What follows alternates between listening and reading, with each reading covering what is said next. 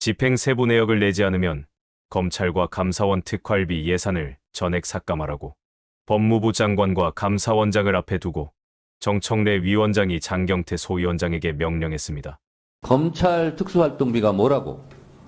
일단 이것을 집행 내역을 공개하지도 않고, 그리고 또 예산결산 심사위원들한테까지도 비밀로 자료를 주지 않는 것은 있을 수 없는 일이라고 생각합니다.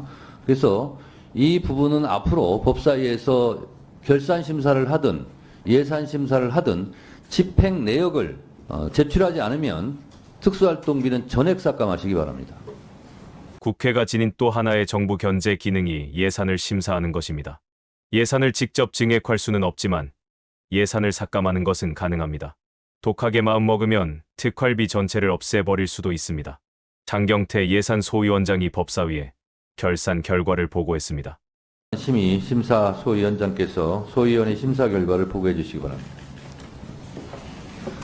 예산결산기금 심사 소위원장 장경태 위원입니다. 법무부, 법제처, 감사원, 고위공직자범죄수사처, 헌법재판소, 대법원 등 6개 기관, 소관 2023 회계연도 결산 및 예비비 지출 승인의 건에 대하여 소위원회에서 심사한 결과를 보고드리겠습니다. 우리 소위원회는 8월 26일 정부 관계자들을 출석시킨 가운데 대법원이 시민단체에게 공개하도록 판결한 특수활동비 집행 내역을 제출받기로 하였으며 특수활동비의 지검, 지청 단위, 각 차장실 단위 등 보다 세부적인 배분 내역을 제출할 것을 검찰에 추가로 요구하였습니다.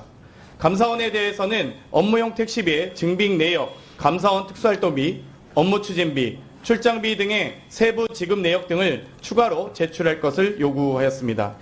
이와 별도로 검찰과 감사원의 특수활동비 집행의 투명성 확보와 현 정부의 연례적 세수 부족 발생 원인 파악 및 개선과 관련하여 감사원에 감사 요구하는 방안을 우리 위원회 전체 회의에서 계속 논의하도록 하였습니다.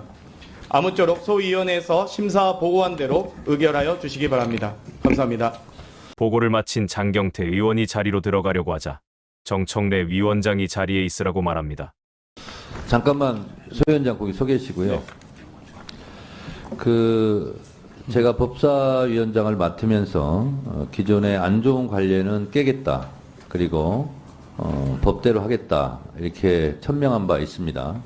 그래서 제가 지금 법사위 진행하는 시나리오도 예전과는 다르게 지금 진행을 많이 하고 있습니다. 마찬가지로 소위원회 지금 위원장께서 보고를 하셨는데 이 자리에서 공개할 수 있는 것만 공개하시고 안 그런 거는 안 해도 됩니다. 근데 위원장이 보기에 예를 들면 다른 부분은 이렇게 들어보면 알겠어요. 근데 1페이지에 보면 검찰 특수활동비 제도 개선 및 세부 집행 내역 공개 필요 등 총 3건에 대하여 시정을 요구하였고 이렇게 돼 있는데 그러면 듣는 국민들은 이게 무슨 내용인가 잘 몰라요. 그래서 요거에 대해서 설명해 주실 수 있습니까? 검찰의 특수활동비는 약 80여억 원이 지금 법무부를 통해서 법무부와 대검 등에 지출되고 있습니다. 그럼에도 불구하고 전혀 지출 증빙이 되고 있지 않습니다. 그렇기 때문에 국민의 세금을 국회가 유일하게 예산 편성권을 가지고 감사하고 있는데 또 결산 심사를 하고 있는데 이와 관련된 어떠한 증빙이 되지 않으므로 저희가 사실상 심사가 어려웠습니다. 그래서 저희가 법무부에 재차 검찰에 사용하는 법무부와 검찰의 특수활동비 내역에 대한 공개를 요청하였고요. 이 내역을 요청하는 과정에서 특수활동비 지출 지침에 대한 요구도 있었습니다. 그래서 또 이 특수활동비에 대한 각 지청, 지검 등의 기관별 이 특활비 배분 현황과 여러 이 내역에 대한 공개를 요구하였고 여기에 대해서 가능한 범위 내에서 제공하겠다는 답변을 받았습니다. 네.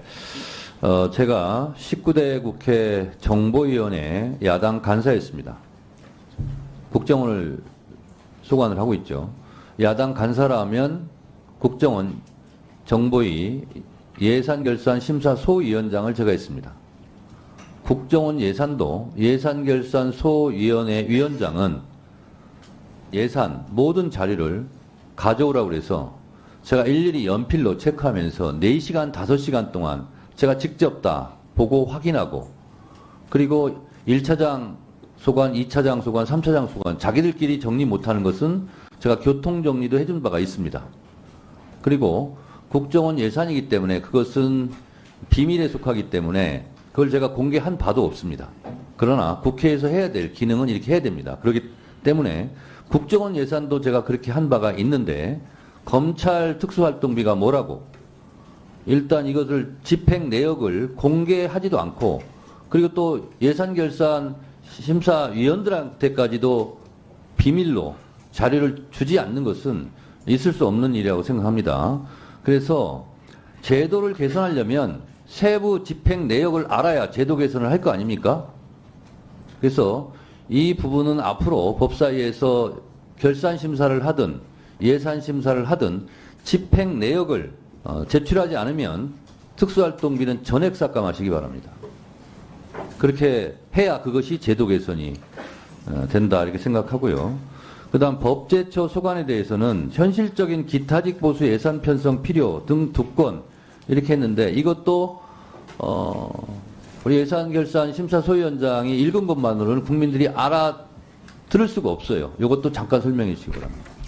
지금 여러 이 정규직을 제외한 또 이 뭐 비정규직 등으로 여러 업무에 종사하도록 하는 분들도 계시고요. 또 여러 기타직이라고 해서 정규직 이외에 직제를 가지신 분들이 실제 근무하고 계십니다. 그렇기 때문에 여기에 대한 이 현실적인 보수와 또 체계를 좀 만들어서 현실적 대안을 만들어야 된다의 정도 보고 드리겠습니다. 네, 감사원에서는요. 업무용 택시 예산을 감사 활동비 일반 수용비로 이관 편성할 필요했는데 이게 뭔 말인지 모르겠어요. 지금 현재 업무용 택시에 대해서 이 기본 경비를 더해서 특수활동비가 들어갔습니다. 제 기억에 지금 5억 8천여만 원 정도인데요. 감사원 직원 전체 직원 1,100명이라 봤을 때 그중에 감사 실제 업무를 하는 인원들이 만약 탄다고 해도 2만 원씩 택시비를 타도 2만 8천여 회를 택시를 탄 것이 됩니다. 그렇기 때문에 5억 8천여만 원의 택시비 지출은 너무 지나치게 과다하다라고 했지만 실제 총액만 저희 법사위 예결소위에 보고를 했지 구체적 사항에 대해서는 보고하지 않았습니다. 내역을 제출하지 않았기 때문에 강력하게 내역 제출해 주실 것을 요구했고요. 이에 대해서 일자와 여러 이 사용 시간 등을 고려해서 제출하기로 일단 했습니다. 자, 그러니까요. 감사원 직원들이 감사를 하기 위해서 가는데 업무용 택시를 탄다는 겁니까? 그런 거죠? 예, 그렇습니다. 근데 그것이 5억이 넘는다는 거예요? 5억 7,900만 원 정도. 감사원은 다른 차량은 없습니까? 택시를 타고 다녀야 됩니까? 그와 관련돼서 말씀드렸는데 이 잦은 야근으로 인한 택시 이용이었다고 하기에는 전혀 사실 소명이 되지 않았고요. 이것도요. 실제로 업무용 택시를 탔는지 아닌지도 지금 확인이 안 된 상태 아닙니까? 그렇습니다. 이 집행 내역을 자세히 보고하지 않기 때문에 네, 그런 거죠? 전혀 내역이 없었습니다. 이렇게 되면 국회에서 부실 결산 감사가 되는 거죠. 그리고요.